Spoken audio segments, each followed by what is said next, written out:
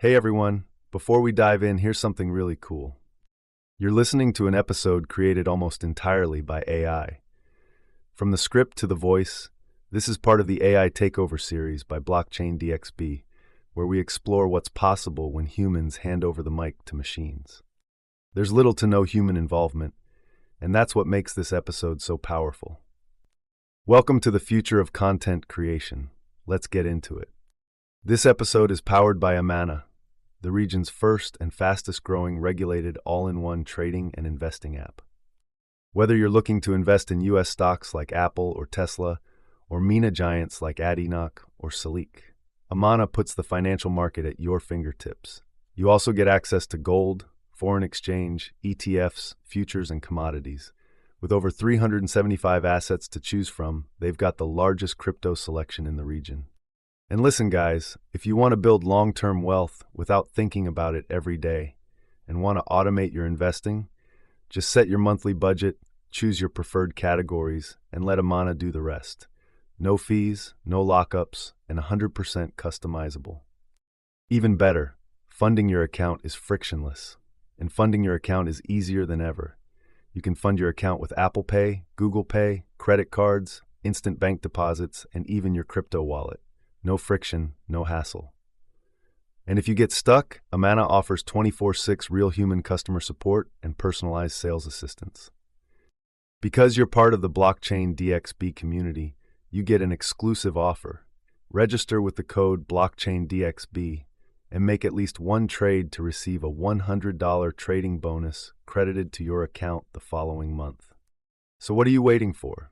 Download the Amana app now. The link and code are in the show notes.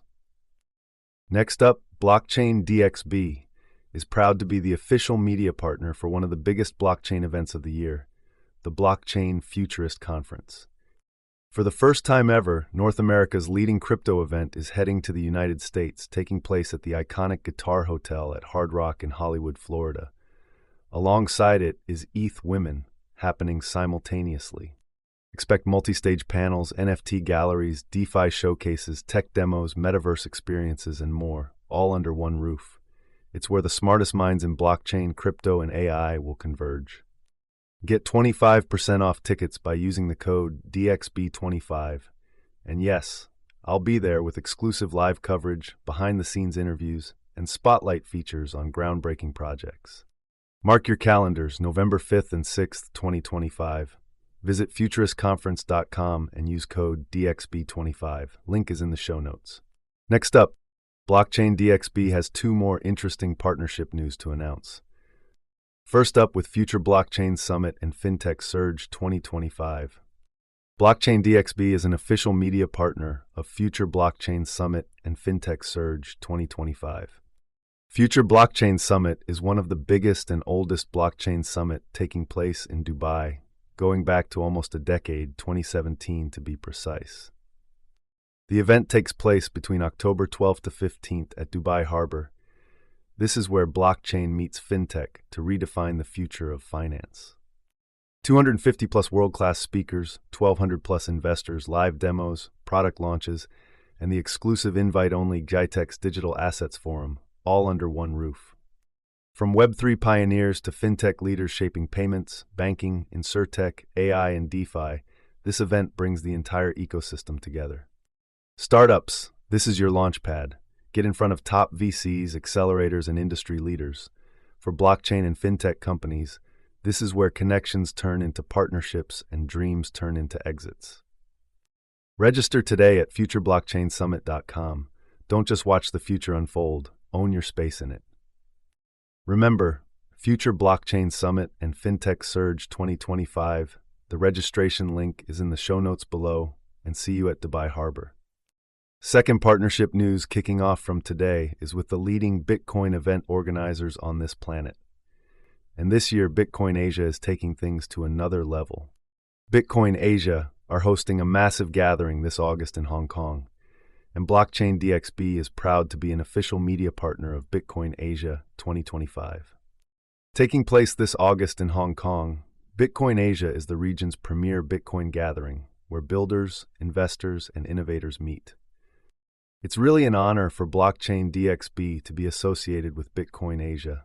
Now at this event, expect powerful keynotes, bold conversations, and a headlining session with none other than Eric Trump.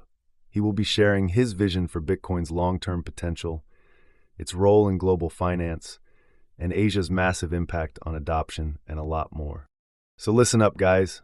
From infrastructure to regulation, privacy tools to lightning development, Bitcoin Asia connects global Bitcoin communities and drives innovation across cultures and markets. And as part of this partnership, you can register for the Bitcoin Asia using the code DXB. All the details are in the show notes below. If Bitcoin's in your blood, this is your event. So, register today at asia.btc and don't forget to use code DXB for 10% off your tickets. Bitcoin Asia 2025, Hong Kong is calling. Be part of the future of Bitcoin. Next up, Advanced Media is the largest distributor of professional video, photography, cinema, and broadcast accessories in the Middle East. They represent over 100 major brands, including DJI, Hasselblad, Red, and Rode. The mic I'm using to record this? Sponsored by Advanced Media. But what really sets them apart is their commitment to purpose. People, planet, and prosperity. That's not just branding, it's their actual business model. They've partnered with SAE Institute in Dubai to offer scholarships to students pursuing a bachelor's degree in filmmaking, each worth AED 50,000. They also run regular workshops, training programs, and tech showcases across the region. For more info, visit amt.t, that's amt.tv. Finally, let's talk about something every crypto investor should take seriously: security. And that's where Ledger comes in. Ledger is one of the most trusted names in crypto security. Their hardware wallets, like the Nano S Plus and Nano X, keep your assets safe by storing your private keys offline. That means you're protected against hacks, malware, and phishing attempts that can compromise online wallets. The company is headquartered in Paris and is constantly innovating. Their team works with world-class security researchers and regularly tests their own products for vulnerabilities. It's why Ledger wallets are used by millions around the world. Using a hardware wallet isn't just smart, it's essential.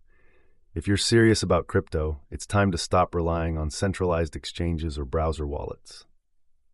Click the link in the show notes to order your Ledger wallet and support this podcast at the same time.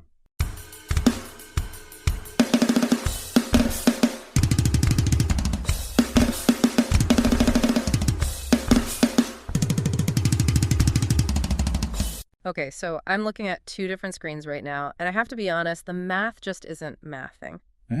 What are you seeing?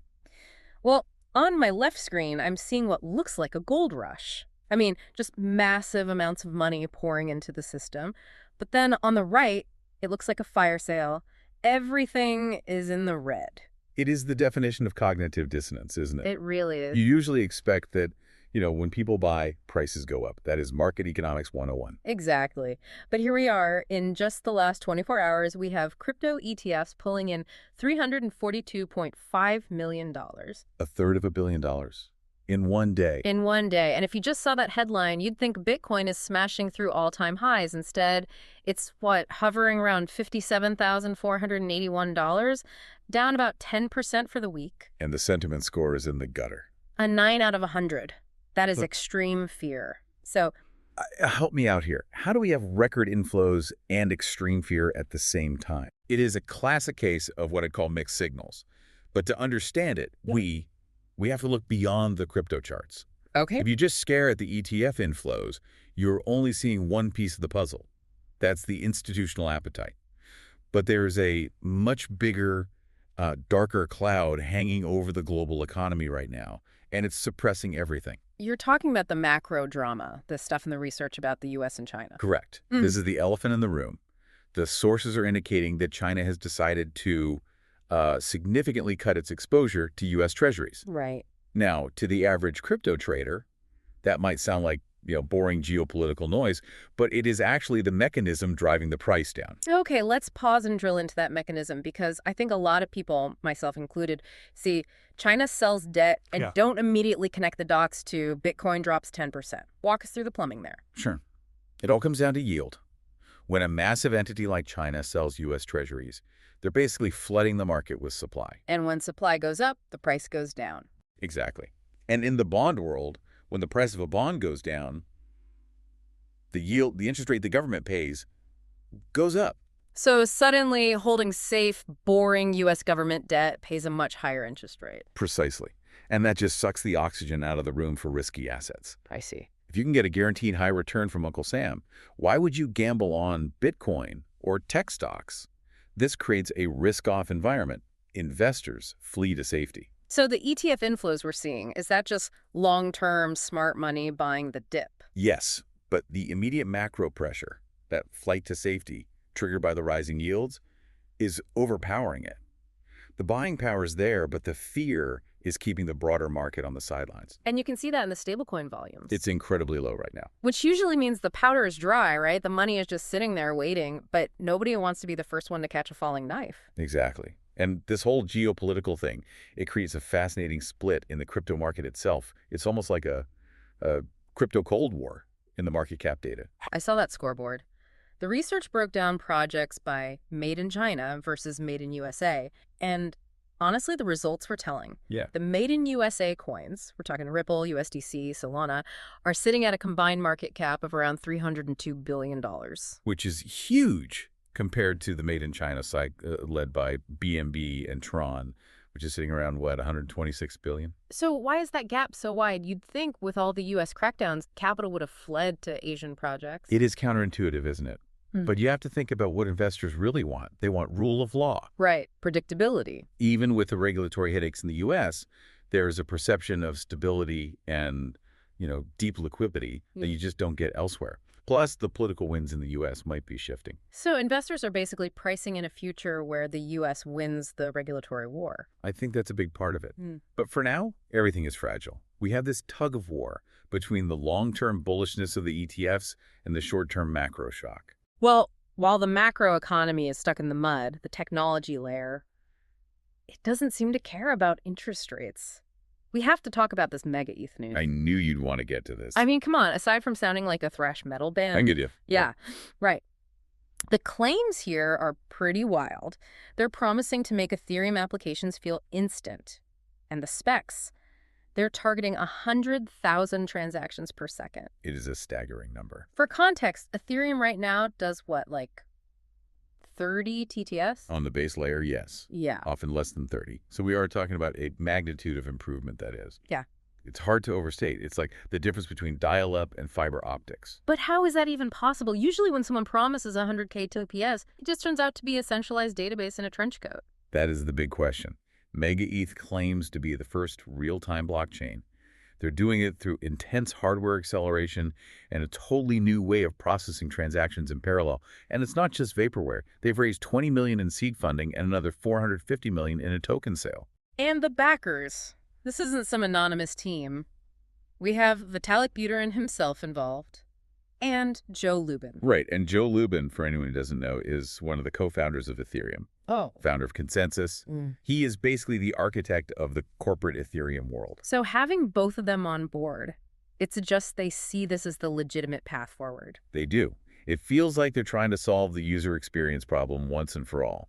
If you can actually hit 100K TPS, you don't have to think about gas fees or waiting for blocks. Just click and it happens. Exactly. The goal is to make the blockchain invisible. But here's the irony. While they are trying to speed up the tech, Vitalik is also picking a fight about the very assets moving on that tech. The stable coins. This was the part of the research that really stood out to me. Vitalik created Ethereum. The biggest use case for Ethereum is stable coins, like USDC, and he's criticizing them. It's a philosophical battle for the soul of DeFi. Vitalik is looking at things like Circle's USDC and saying, this isn't crypto. Because it's run by a company. Because it introduces a central point of failure. If you hold USDC, you are trusting Circle. You are trusting the banks where Circle keeps its dollars. If the U.S. government tells Circle to freeze your funds, they can. And they do. And Vitalik's argument is that this just defeats the whole purpose. We're just building a slower, more expensive banking system. That's his point. Okay, I get the purist argument, but let's be real. As a user, I want stability. I don't want my savings to vanish because some algorithm had a bad day. We all remember Terra Luna. Of course. And that is exactly where the conflict is. Vitalik is proposing two alternatives. One is DAO-governed coins backed by real-world assets, Okay. and the other is governance-minimized algorithmic stablecoins backed by ETH. He believes that with enough over-collateralization, so you back $1 with, say, $2 of ETH, you can make the math work. But the regulators hate that, don't they? Hate is an understatement. Regulators in Dubai, in the EU, and especially in the US have made it very clear. They want issuers. They want a phone number they can call if something goes wrong. A throat to choke. Basically. So algorithmic stablecoins they're essentially restricted in most advanced economies now. So we have a standoff. The tech visionaries want code to rule, but governments want a CEO to sue. And caught in the middle are the users, who just want a dollar that stays a dollar. This actually connects back to a question a listener sent in. Oh, right, from Dan. He asked, are centralized stablecoins effectively becoming banks? And, I mean, looking at the behavior, they hold deposits, they issue liabilities, they comply with sanctions if it walks like a duck. It is a bank. Yeah. And what's fascinating is that new regulatory frameworks are basically giving traditional banks the green light to issue these coins too. Right. So the line between crypto issuer and bank isn't just blurring, it's disappearing. So we might just end up using JP Morgan coin on the Ethereum network, and Vitalik's dream of a peer-to-peer economy just gets pushed to the fringes. That is the risk. The institution is swallowing the revelation. Speaking of institutions, let's talk about Binance. They are trying to prove they are the Fort Knox of crypto. They just updated their SAFU fund. Yes, their internal insurance policy. Amidst all this market fear, they added another $300 million worth of Bitcoin. That's about 4,225 BTC to the fund. It's now sitting around $720 million. Right, aiming for $1 billion. On the surface, that sounds great. We have $1 billion in the vault just in case. But wait a second. They are backing the insurance fund with the asset they are insuring. You spotted the flaw. I mean, isn't that totally circular logic? If the crypto market crashes catastrophically, which is exactly when you would need that insurance fund. The value of that fund crashes too. It's like building a lifeboat made out of sugar. It works fine until the water hits it. It is a valid criticism. A traditional insurer would hold that money in US Treasuries or cash, something uncorrelated. By holding it in Bitcoin and BNB, Binance is doubling down on their own ecosystem. So why do it? Is it just a flex? It's two things. One, it's a signaling play. They are showing Diamond Hands confidence in Bitcoin. And two, if the market goes up, their insurance fund grows without them having to deposit more cash.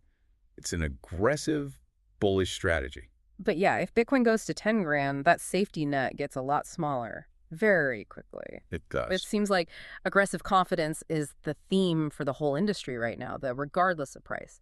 We're seeing this in regional adoption too, especially in the Middle East. The activity in the Gulf right now is very sophisticated. It's not just buying crypto. You just have to look at Dubai. Right. The Dubai Land Department. They're launching phase 2 of their real estate tokenization project. We've heard about tokenizing houses for years. What's actually new here? The key word is secondary market. Okay. Phase 1 was mostly about the primary sale, putting the deed on the blockchain. Phase 2, which launches February 20th, is all about enabling resale. And why does that matter so much? Well, real estate is notoriously illiquid. If you want to sell a house, it takes months, costs are high.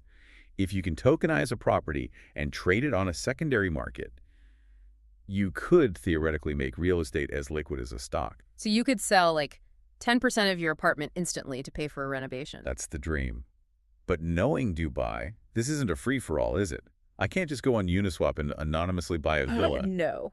This is a permission system. The source really emphasizes strict KYC, know your customer. You have to be verified. Sanctioned individuals are blocked. So it's that theme again. Blockchain, but with rules. It seems like the only way real-world assets are coming on-chain is if they bring the regulators with them. That is the reality. And we are seeing the same approach in Saudi Arabia, but with a different focus. AI. The AI safety report. Yes.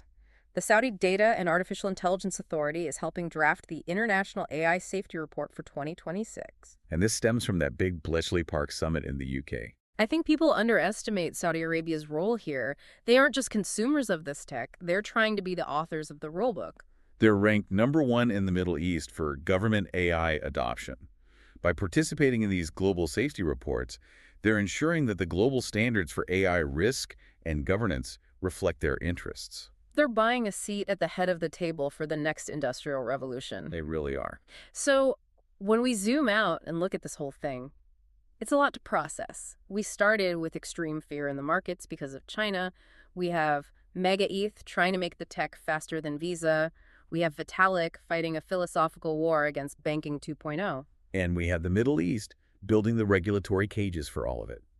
It creates this fascinating tension. The technology is pushing for speed and decentralization. That's MegaETH and Vitalik. But the capital, the ETFs, the Dubai real estate, the Binance Fund is pushing for safety, regulation, and integration with the old world. And the market price is just stuck in the middle trying to figure out who wins. Exactly. I want to circle back to that listener question one last time. If stablecoins are banks and real estate tokens are permissioned, is the dream of a peer-to-peer economy dead? I don't think it's dead, but I think it's splitting. It's bifurcating. You'll have the clean economy regulated, KYC'd, safe, integrated with banks, and then you'll have the pure economy algorithmic, anonymous, and high risk. And the question for all of us is, which side of that fence do you want your money on? That's the billion-dollar question. Do you want the safety of the bank or the freedom of the code? You can't usually have both. Not without some serious trade-offs. Well, keep an eye on those bond yields over the next 48 hours. If China keeps selling, we might see more red before we see any green, no matter how fast MegaETH is. Stay informed, everyone. Thanks for listening to The Deep Dive. We'll catch you on the next one.